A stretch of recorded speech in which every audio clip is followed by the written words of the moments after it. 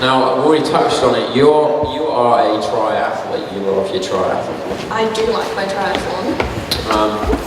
But also, we know that there's something about you in terms of you love Jesus. Is that I do right? love So how Jesus, long have you been following Jesus? Well, always grew up in a Christian family, but probably since I was 13, so about 12 years. Yeah. Yeah. And was there any particular reason why you follow Jesus? I think for me it's probably because, like Jono was saying yesterday, is that it gives you a purpose throughout your whole life, so not just when you're at school, not just when you're at uni, but from start to finish you've always got something to strive towards and to follow.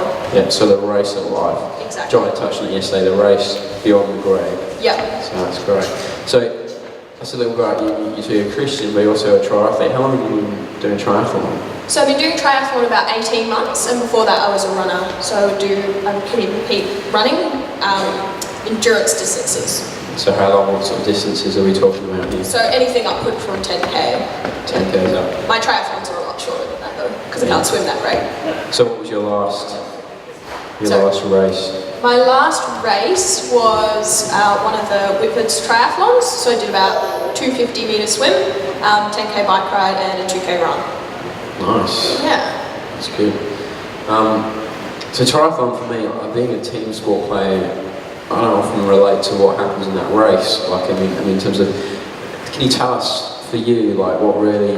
Because when I'm in my team, like we were just talking about there, with our teammates around us encouraging us. When I'm in my team, if something is tricky, or I'm struggling, or we're not, I can look at my teammates. We can come together at half time and have a chat, can't we, and get encouragement and go on again. But in triathlon, you kind of seem to be quite a bit on your own, but is there anything that particularly motivates you in the tough points of the race? Like, why do you keep going?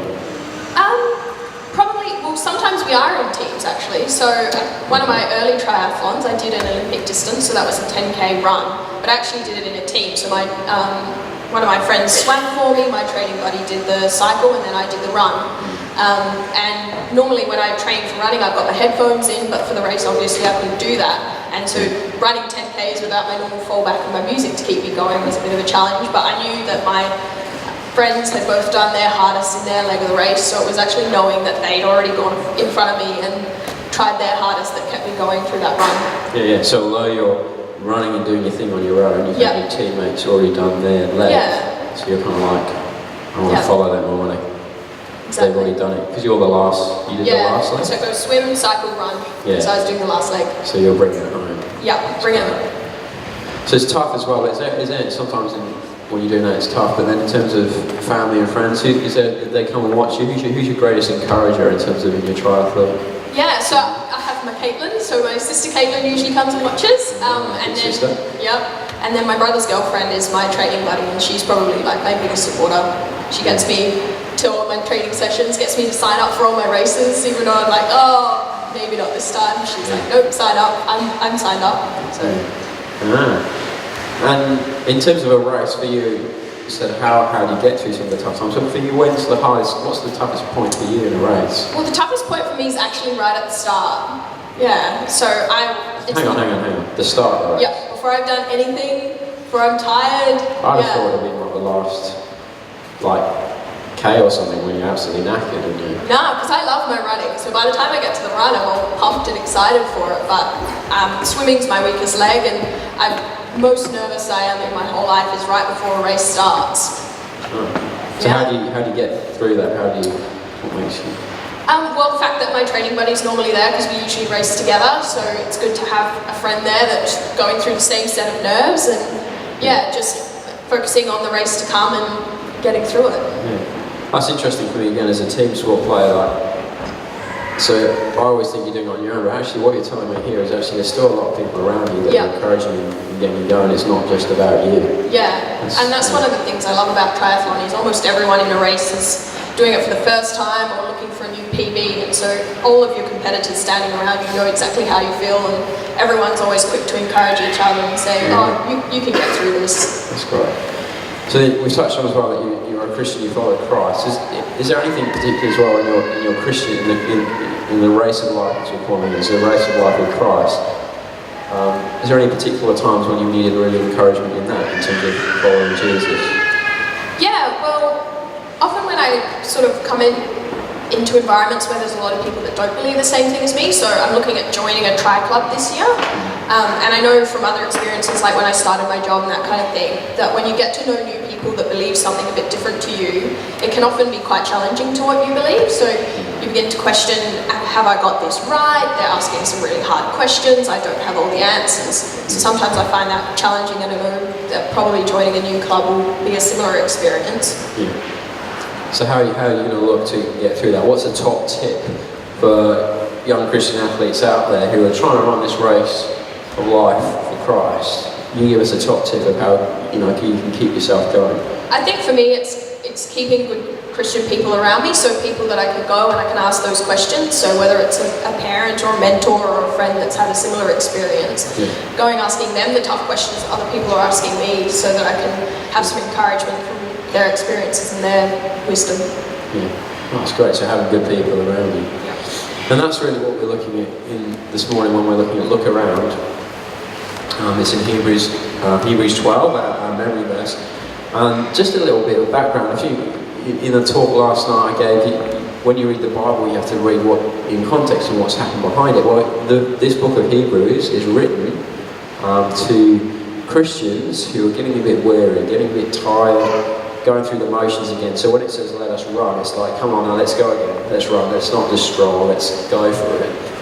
And we mentioned earlier about Pray, Play, Say. Lots of you who are here would have heard about Pray, Play, Say over the last few years. Being bold about Christ, living for Christ in your team when you may not be the only Christian. And it gets tough. For me as well, playing hockey, you get a bit weary. It's like there's no other Christians in my team, no other Christians in my club. I'm trying to do this Pray, Play, Say thing. I'm trying to live out my life for Christ. And I get tired. And that's why it's so good to come together here at Sports Plus, to be encouraged, to see other Christians doing the same thing. So in Hebrews, what we're reading just before it, Christians are getting weary. And so that's why if we look at that a bit of the verse we're going to look at today, it says, therefore, since we are surrounded by such a huge cloud of witnesses, look up there, sorry, great cloud of witnesses. That word therefore, when you see the word therefore, it's there for a reason, and it's there because in the chapter before, it's talking about all these great people who have run this race for Christ. They've finished their race, and we look back on their life and we see what they've done.